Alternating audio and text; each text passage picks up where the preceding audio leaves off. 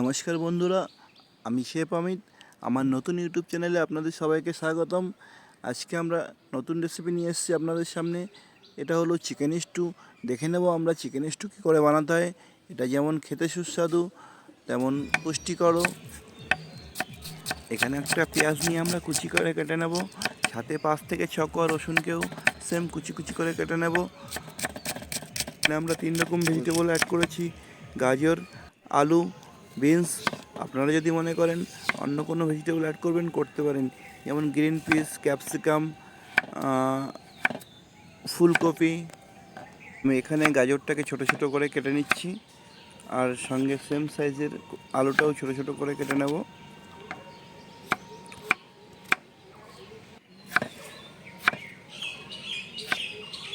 আর একটা কথা জানিয়ে রাখি, এটা আমার চ্যানেলের প্রথম ভিডিও।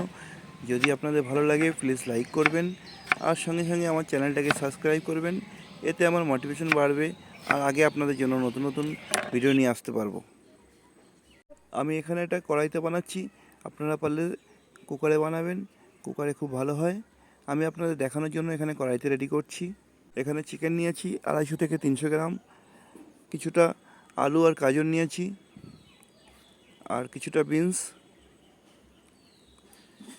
পেঁয়াজ কুচি কাটা,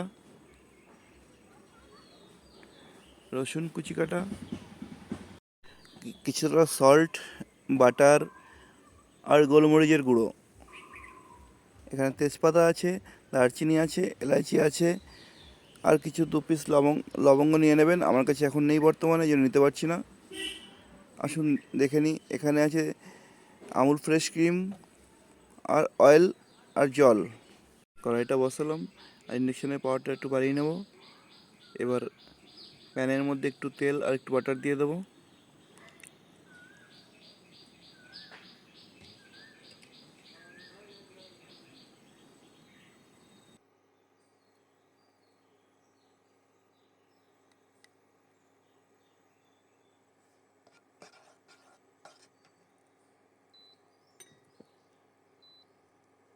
বাটারটা তেলটা ভালোভাবে মিশে গেলে পরে এর মধ্যে দেবো আমরা তেজপাতা,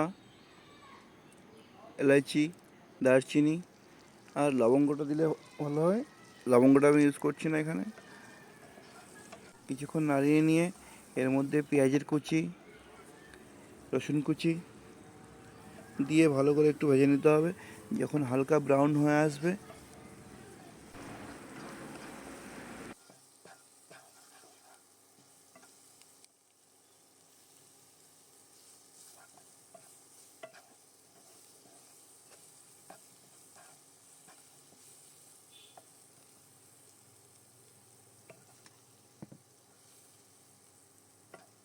এটাকে বেশি ভাজতে হবে না, অল্প ভাজলেই হবে। আমি আর একটু ভেজে নেব, নিয়ে এর মধ্যে চিকেনটা মেশাবো। চিকেনটাকে একটু নাড়িয়ে চাড়িয়ে ভাজতে হবে, চিকেনটাকে বেশি ভাজতে হবে না। চিকেনের সঙ্গে সঙ্গে ভেজিটেবলগুলোকেও একসঙ্গে অ্যাড করে নেব, করে নিয়ে একটু ভাজবো, কিছুটা সময় ভাজবো। আর একটা কথা জানিয়ে রাখি, চিকেন স্টুটা খেতেও খুব টেস্টি, সুস্বাদু, এবং এটা হেলদিও আছে। আপনারা যারা হেলথ কনসিয়াস লোক আছেন, যারা একটু ডায়েটিং করেন, তাদের জন্য তো খুবই ভালো। নিয়মিত রেগুলার বেসিসে খেতে পারেন।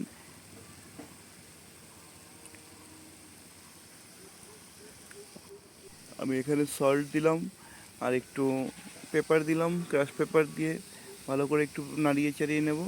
তারপরে একে জল ঢেলে দেবো, জল ঢেলে দিয়ে ঢাকনা মেরে 10 মিনিট মতন ফুটিয়ে নেব।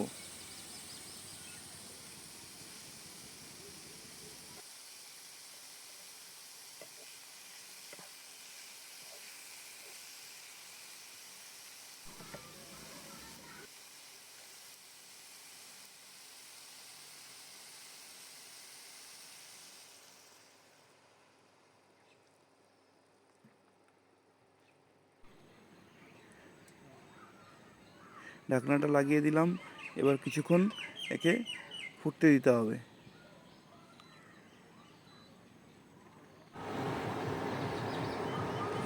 টকবক করে ফুটছে, জিনিসটা দেখতে খুব ভালো লাগছে।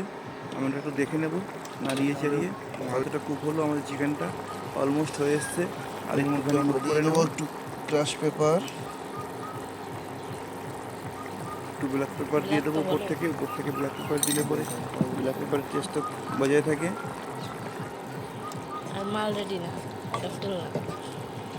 পরে বলো, কথা বলে ক্রিমটা অনেক খারাপ হয়ে গেছে। জলটাকে যতটা প্রয়োজন অতটা কম করে নেব, একটু জলটা কম রাখবেন। সাথে একটু আমুল ক্রিম মিশিয়ে দেবেন। আমি ক্রিমটা ঝাঁকিয়ে নিইনি, আপনারা ঘরে যদি থাকে একটু ঝাঁকিয়ে নেবেন। সুন্দর ক্রিমটা মেশানোর পরে কালারটা খুব সুন্দর চলে এলো। এটা ক্রিমটা দিয়ে একটু জলটাকে রিডিউস করে নেবেন, দেখবেন সুন্দর হয়ে গেছে।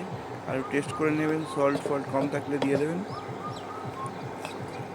আমার চিকেন স্টু অলমোস্ট রেডি। আপনারা মোটামুটি এরকম তৈরি করে প্লেটে সার্ভ করুন।